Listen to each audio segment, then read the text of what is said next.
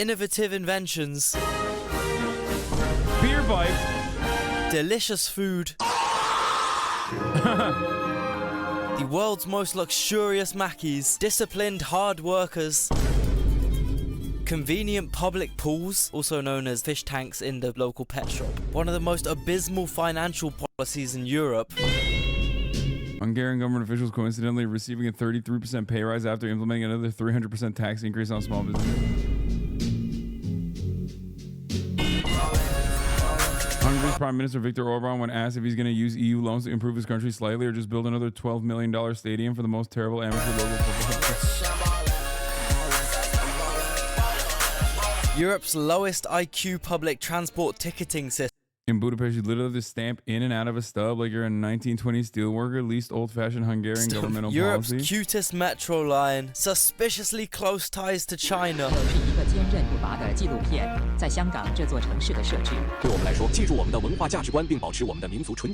Hungary is also the land of paprika. They use this spice in literally everything. I wouldn't be surprised if the parliament building's roof was just glued on paprika. Yeah, they really make a big deal about the fucking paprika here. That damn pepper is plastered all over the place. And alongside that, Hungary has produced many notable celebrities. Houdini, the Ramones, this dude, even Hank.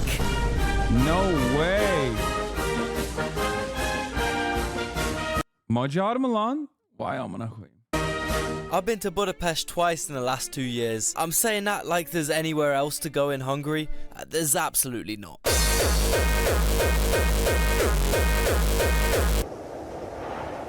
Unless, of course, you go to Transylvania. I'll explain that later. Anyway, Budapest. Vape.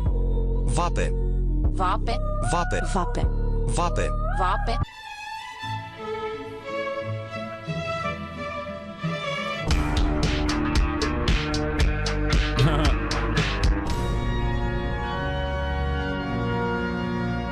Anyway, Budapest is actually historically two cities, Buda and Pest, with Buda having the famous old landmarks, some of which are honestly phenomenal. I mean, just look at that roof, look at that castle, look at that bastion, look at that old town, look at those 4 brain-dead Brits on a lad's holiday getting scammed into paying 50,000 forint for a picture of him holding an owl. And whilst most of Buda is super hilly and suburban, Pest is way more flat, is where most people live, and has the recognizable, famous, imposing Budapest architecture. Before the 18th century, Pest was just a tiny enclave. Hardly anyone lived there since it didn't benefit from the natural height or river defense that made Buda the geographically perfect city, being inhabited even before 1 AD by the Celts. In the 10th century, a bunch of Siberians show up out of nowhere and mix with the local population till they're white passing, aka Magyars. This ethnic group forms 84% of Hungary's population today. Then over time, due to mass rural Jewish and general migration from the surrounding areas into the city, partly because of Austria-Hungary's initiative to modernize their Austria-Hungary explained the benefits for farmers to move over into a luscious, clean, picturesque, plentiful, traditional farm and work in a carcinogenic steel factory in Pest. Hasan, please reaffirm that Magyars are Turks? No. I will never say that. They are traitors. Okay? No. Hungarians are not Turks. The one group of people that are certainly not Turks are Hungarians. They think they're better because, oh, we're Christian. Oh, look at us. We're so super Christian. It's like you look at the Balkans and it's like Turk, Turk, Turk. Oh, we're super Christian. Don't look at us. Turk, Turk, Christian Turk in the form of Serbs. And then you have Croats, which are also not Turks. Okay? Just remember that. These are the rules. Serbians, also Turkic, technically, even though not Muslim, but still Turkish. Okay? Albanians, the most Turk. No one is more Turkish. I would say almost as Turkish as the Turks themselves.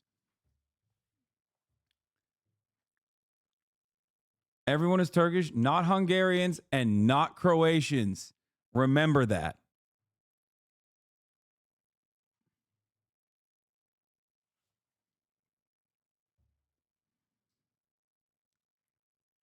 economy. By the year 1900, Budapest was the 8th largest Us Serbs destroyed your empire being goat farmers? Yeah, sure. Largest city in Europe, and the flatlands of Pest provided these newcomers with the perfect location for a bustling, modern, well-organized but grimy city. Then both sides grew until it was... Are Chinese Turkish? No. Built a whole ass wall to not be Turkish.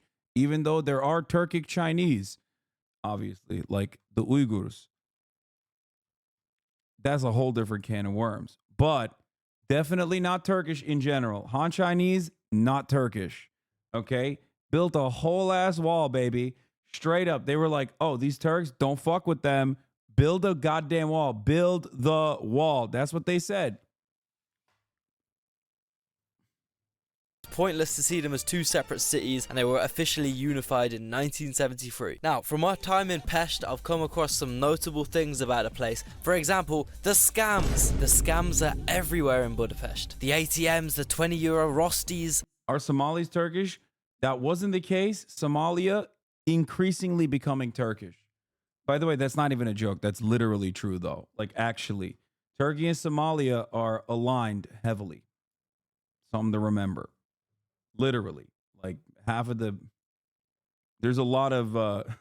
that's just a separate point. That's a more modern situation. The classic strip club scam, the public transport ticket scams, the carcinogenic gypsy geek bars. I mean, the city taxis in Budapest are literally a fucking mafia that can get away with robbing and beating up naive or drunk tourists due to them having such a monopoly, being so powerful and having so much influence over the government. I mean, they literally made the Hungarian government ban Uber to make sure they still had a taxi monopoly. Thankfully, though, I do feel like the banning of Uber to maintain a taxi monopoly is pretty prominent in Europe, though. Like in a lot of places. Yeah, see, tam Türkler işte İstanbul taksicileri de aynı Uber'i döverek banladılar. Yeah, this happened in Turkey as well.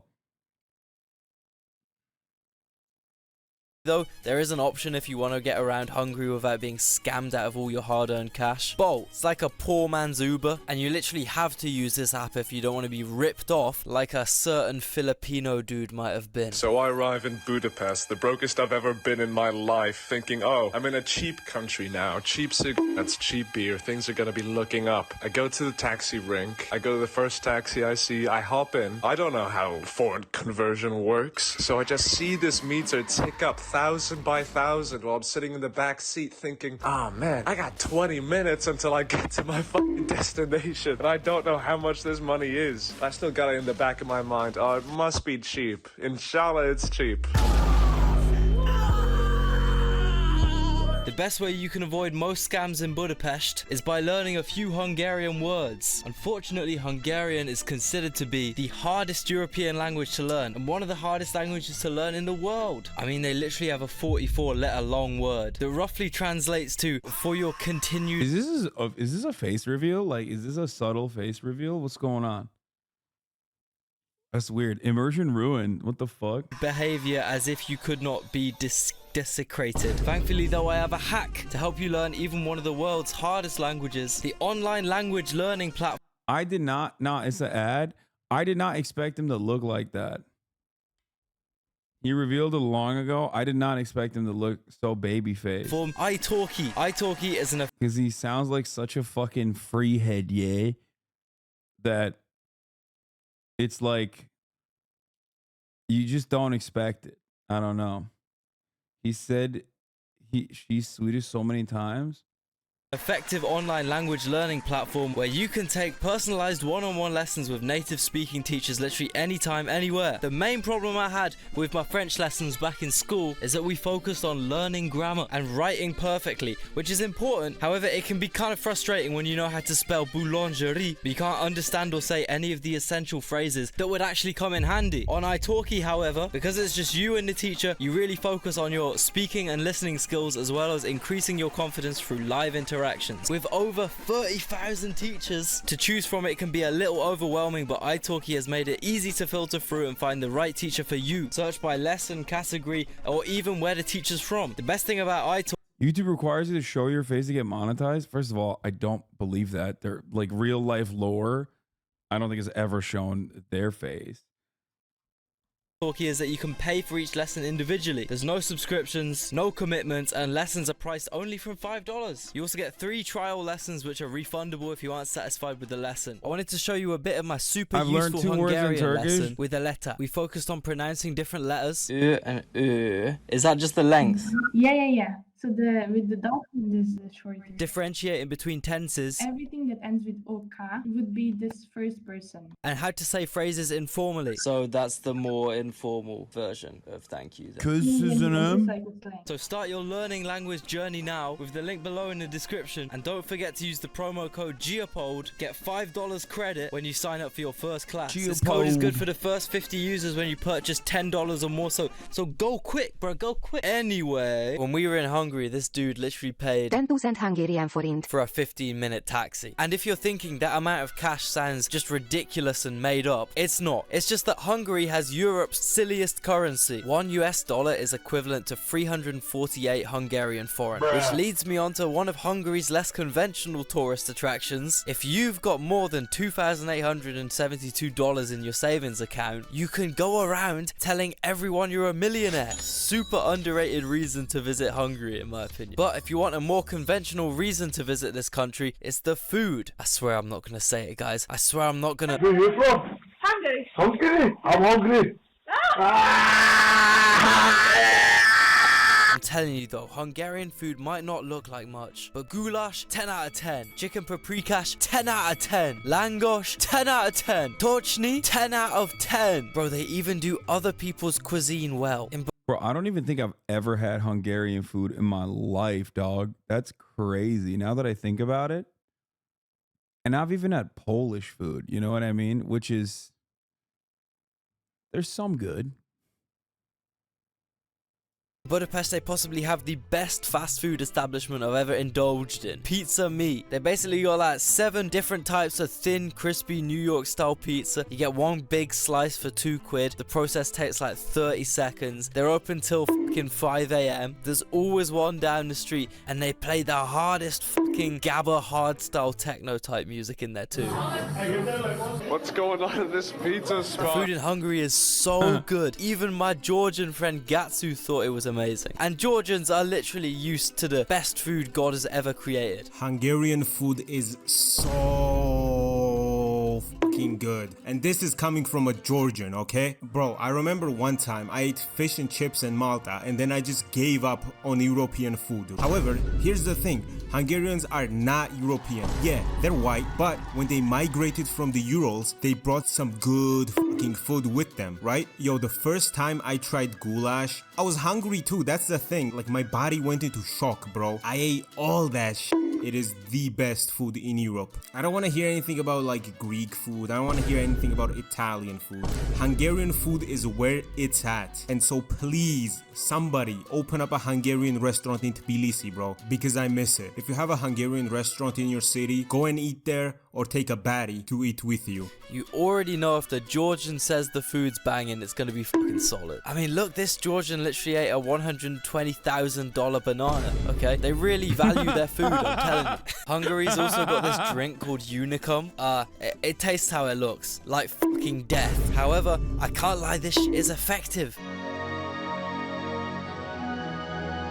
How it feel to be off that You still gotta look Unicum? out for tourist traps in the cuisine field though, or you might get viciously scammed like a certain Filipino friend of mine might have been. I go to this Christmas shop where they're selling all these fancy street foods. I'm thinking, yeah, let me try some Hungarian cuisine. I order this fucking potato slop. It was 20 quid. It was 20 quid by the end. Never trust a Hungarian. Never. Also, you should make sure you don't eat anything dodgy in Hungary. You really want to avoid food poisoning or any other illnesses because the country's hospitals look like this. And the waiting times can literally be a year long. But this is the EU. How could the hospitals be so bad? Especially when the average Hungarian pays such sizable healthcare taxes. Well, mainly because this dude, Mr. Orban, would rather build football stadiums than have a slightly functioning public healthcare system. He has a bit of a problem with hyper-focusing on football and Chinese investment, which is kind of creating some tension with the EU, who he owes us just a small bit of money to. But hey, it's so worth it. I mean, just take a look at these state-of-the-art Chinese buses Budapest has been blessed with. They might occasionally erupt into raging balls of hellfire, all part of the old town experience, baby. Hey, who doesn't love a quick marshmallow roasting opportunity halfway up Castle Hill? Man, this dude is so in touch with his Asian roots. Why do American chuz like Viktor Orban so much?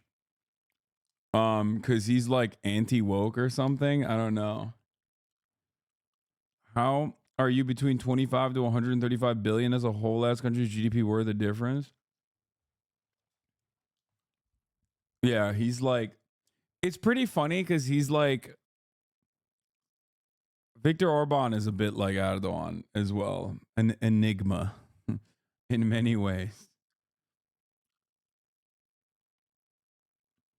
I spent half my life thinking I was only a little Hungarian and a lot of Italian, but then found out it was the opposite later on, doubly racist.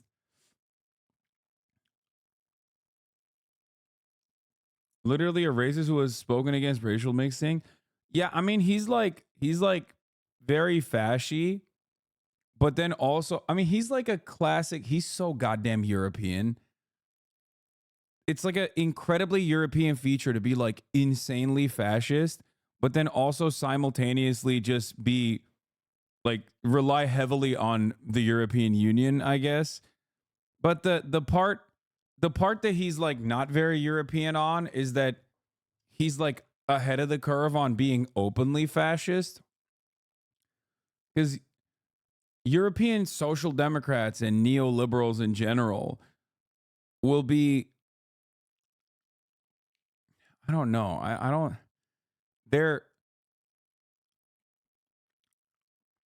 it's like they have a much more polite way of being like insanely racist. He's just like so openly racist.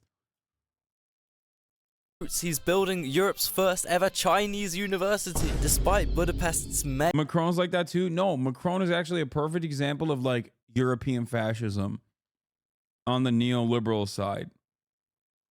I would say Emmanuel Macron is Emmanuel Macron in the streets is like Justin Trudeau. Emmanuel Macron in the sheets is like Adolf Hitler, okay? That's the whole point. I feel like, do you guys understand what I'm saying? Like on the streets, he's like, oh yeah, I'm not very racist. Yes, we must maybe take a look at the immigration. But then like behind closed doors, he's like, yeah, we have to kill Muslims. I don't know. I mean, I'm exaggerating, but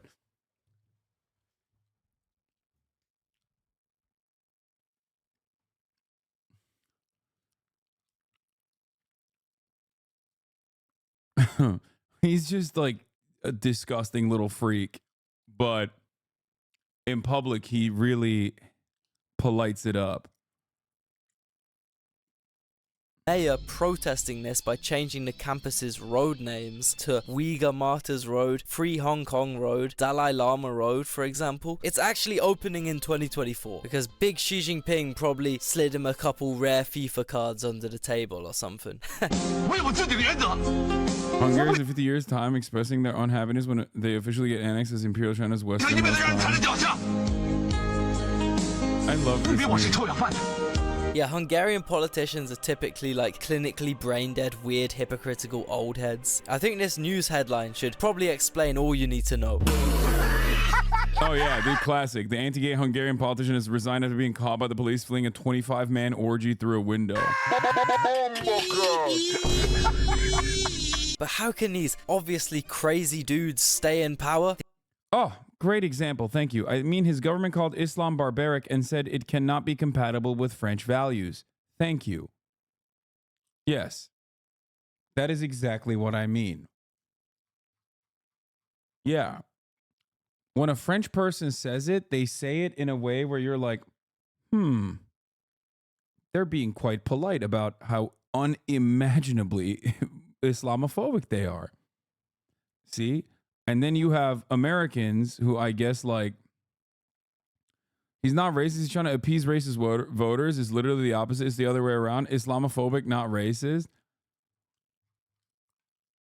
I don't understand what you're trying to say here.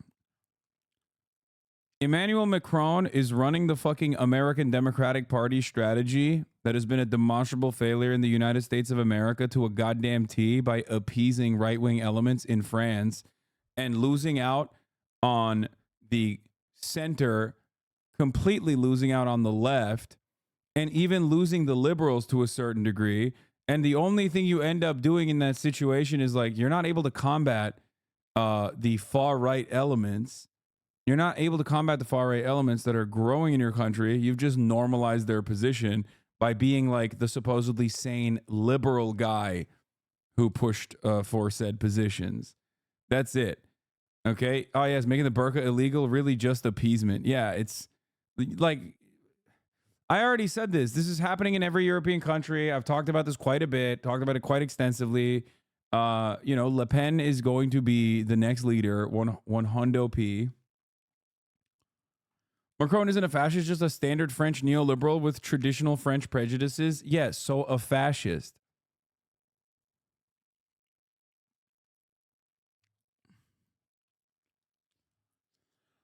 Why is fascism so on the rise all over the world? Well, as the profit rates tend to decline, okay, and we look to squeeze out the what remains, oftentimes from the one, malleable component, labor, to try to endlessly increase profit margins.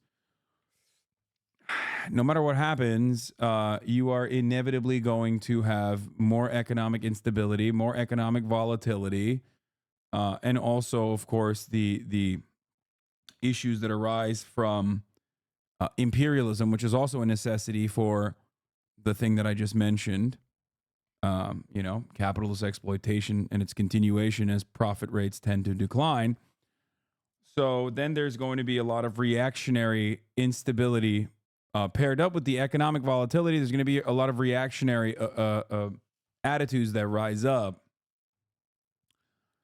And then basically the neoliberals that have been in power in Europe for a very long time, in order to manage the current crisis that is that they're experiencing under capitalism, will turn to more and more fascist perspectives in an effort not to lose power. And they'll say that they're doing this to save face or to appease the right-wing votes and to appear as a bottleneck against an even more right-wing group from seizing power. Because, oh God, if they do, it'll be so much worse. Yeah, he just accepted publicly to validate the Great Replacement conspiracy theory, saying that the country needs to rearm itself demographically. Gonna flee to Canada, I guess. Yeah, it's really funny thinking about that, especially because, like,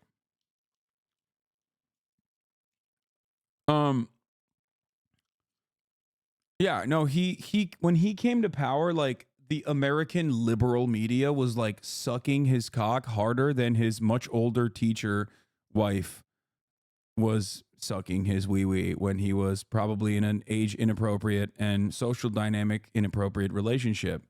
They were just like, they were so on board. Like, they were like, this guy, the liberal savior, he's saving France. And then they did it again in the last election. Okay, why did you remind us of this? I mean, obviously, I'm going to remind you of that instead of the top of the hour ad break, right? They met each other when he was 14. It's normal for France. Yeah. Yeah, French elections always revolved around electing whoever faces one of the Le Pen. Macron was elected without any election promises / program, but at this point, there's virtually no difference between the two of them. And then most bloody mandate internally, both physically with the protests and economically with the gutting of social services. Yes. And then here's what will actually happen. Le Pen, who is a a more real racist that can appease or appeal to like the even further right wing elements that are now more galvanized, that now feel like their policies are normalized by the liberals, can come into power while simultaneously maintaining the position that like they are going to be a populist and actually bring about like some real change to France. They're going to implement some economic policies that are helpful to the real French. But the reality is they're not going to do that. They're just going to maintain the same order as they've done time and time again, as fascists have done time and time again historically. They'll come in and be like, no, guys, the nationalism stuff is whatever. We're socialists. We're socialists. We have national pride, and like we're gonna be the ones who actually fix the economy in the left-wing direction. Don't worry. But then all they will do is further erode and continue the same capitalist stranglehold on the economy, while simultaneously really cranking the racism dial a lot more. I love how libs are so confused by your take whenever you bring up, instead of healthcare, we get to bomb random people in other countries, when they're like, we want both. But also, if you mention free healthcare, they'll say it's unaffordable and we will never, ever question the price of dollars and lives in war. Yes. I found them. Yeah, I'm almost done. I'm running the top of the hour ad break, though.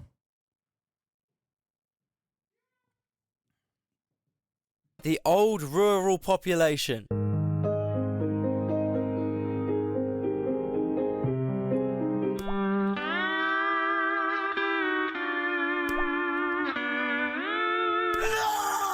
Sorry.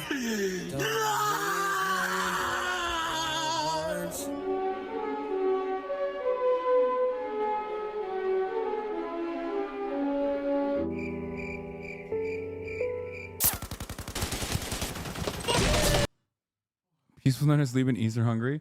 Do you think people will realize that fascism is bad on their own, or do you think something bad will have to happen for people to stop voting for them? Well, all I'm saying is, in the absence of a left-wing force, like an ideological force that genuinely opposes capitalism, I don't know. Because, like, at least last time when this shit happened, there was, and I know a lot of people always say, like, oh, did you know about the Molotov-Ribbentrop Act? Shut the fuck up, dumbass liberals, okay? Who put together the greatest Nazi murder force of all time, okay? Listen, gotta give my man some credit, okay? That Georgian boy did it. He did the damn thing. He did the damn thing, putting together one of the greatest fucking Nazi murder machines of all time, okay, which Americans also participated in. That was pretty cool for America. Good job, America. Oh my God, are you fucking joking? Please tell me. He's not.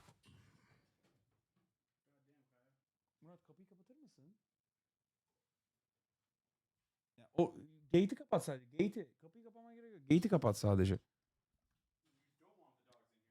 No. Stop.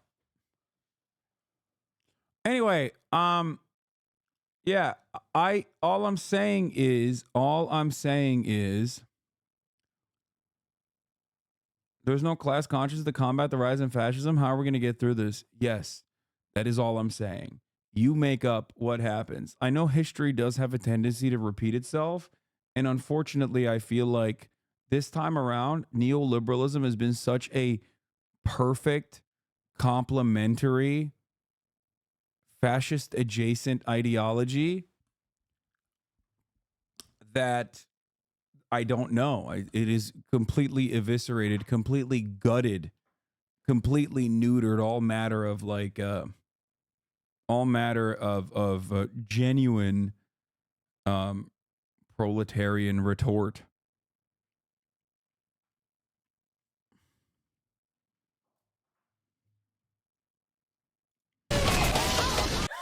This rural population pretty much exists anywhere in Hungary that isn't Budapest. That's because it's low-key the only city in Hungary. Budapest has almost 2 million people, and the second biggest city, Debrecen, hardly even scrapes 200k. This is partly because quite a lot of the ethnically Hungarian regions aren't in Hungary. There are like 3 or 4 million Hungarians that live in the neighboring countries, Romania, Ukraine, Slovakia, Serbia, Croatia, Slovenia, Austria. I mean, Hungary within the Austro-Hungarian Empire was actually big as hell, up there with Poland, Italy, Britain. That was until they lost World War I, along with 2/3 of their territory. Damn, 1918 was a bad year for them guys, bro.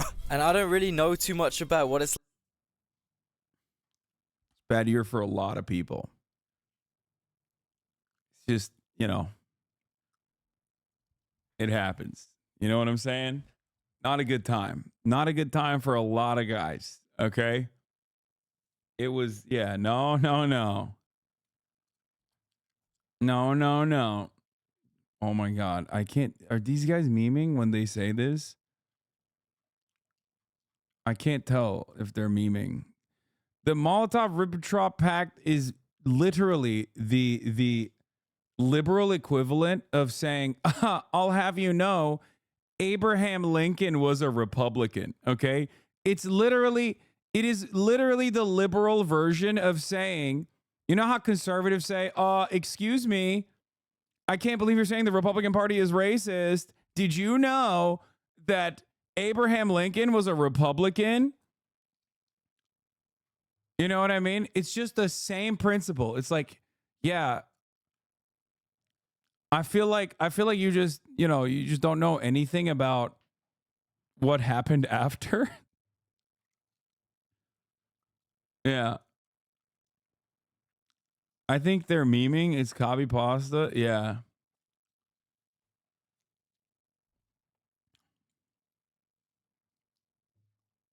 like in these areas because I've never been, but I got Living Ironically to explain it a little further, since he's literally the expert on this subject, being Hungarian Serbian living in Romania. Trinon's main problem wasn't that 1/3 of the Hungarians suddenly woke up in a completely different country. Hell, it wasn't even that Hungary lost 70% of its territory to other countries that just randomly spawned into existence that day. Its main problem was that now, if you wanted to go from Romania into Hungary, the view suddenly changed from this into this.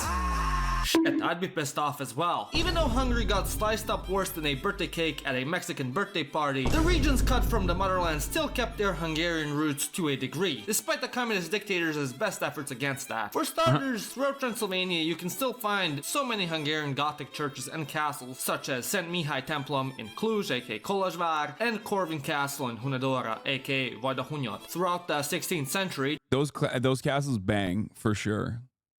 The Catholic Church was having an atheistic meltdown, which many historians today call the Reformation. Many Hungarians in particular were quick to adopt these new Christian beliefs, such as the famous teachings of John Calvin, that no matter what you do, God has already decided that you're going to hell. Transylvania in particular became a huge hotspot for the spread of Calvinism/Reformism, as the region came under partial control of the Ottomans, and they simply couldn't be bothered to deal with the issues of the dirty kafir. So as a result, the province became one of the most religiously diverse ones within historical Hungary, with hundreds of Hungarian churches of different denominations springing up throughout Transylvania. In other parts of the kingdom, such as Vojvodina aka Vajdaság and Krisana aka Körösvidék, Hungarian Art Nouveau was the popular style to build in. Thus, the cities of Subotica aka Szabadka and Oradea aka Nagyvárad have such a distinctive look, which makes them look as if they came out of some sort of fairy tale. Many Hungarians across the border accepted their fate and moved on with their lives and became functioning members of the new countries they found themselves in. Hell, they integrated so well, one even shot down an American plane during the Yugoslav wars. However, others such as the Székely, not so much. For those of you that don't know, the Székely are a group of Hungarians that live in the heart of Transylvania in the Carpathians. Their main personality trait is that despite being completely surrounded by Romanians and basically sitting in the center of Romania itself, they would rather be tortured by Vlad the Impaler himself than ever spout a single word of Romanian. They're also famous for always carrying a knife on themselves. People in London think they're hot shit for packing a blade. They've never met a Seike. When I first ever met my Seike father-in-law, do you want to know what he gave me as a gift? That's right, a $180 pocket knife. It is pretty sweet though. But yeah, Janos signing out. The only thing I gotta say about Transylvania is they make these crisps. I tried them in a Transylvanian bar in Budapest, and oh my god, they're the best fucking thing ever, dude. I think about them every day. If someone wants to ship me some of these, yo, I would be so gassed. Anyway, in conclusion, Hungary is an interesting place. From what I've heard, you might want to give the top northeast bit a miss. This is really where you want to be. Personally, Budapest is one of my favorite cities ever, and as long as you can wiggle your way out of scams, you'll have a great time. Go around telling people you're a millionaire, go eat some fucking paprika based food, go bonk the metro, go look up at the roof this city provides. Best roofs in Europe, I think. Just whatever you do, don't end up getting monetarily pillaged like a certain Filipino. Fucking disgusting. Yo guys, so much blood, sweat and tears went into this video, I can't even explain. I went all the way to Hungary, then spent like a month editing this shit. My sleep schedule is absolutely obliterated right now. So hey man, I would deeply appreciate a little sub, a little like, a little comment even. More videos soon. Okay, peace. Worst place to break down car. Struggle to ask for a mechanic, which is a little. No. Here, what's up? Hey Hasan. What? Buzz mig. What does that mean? What did you just say? I gave it a lock, even though I have a strict no locking eyebrow policy.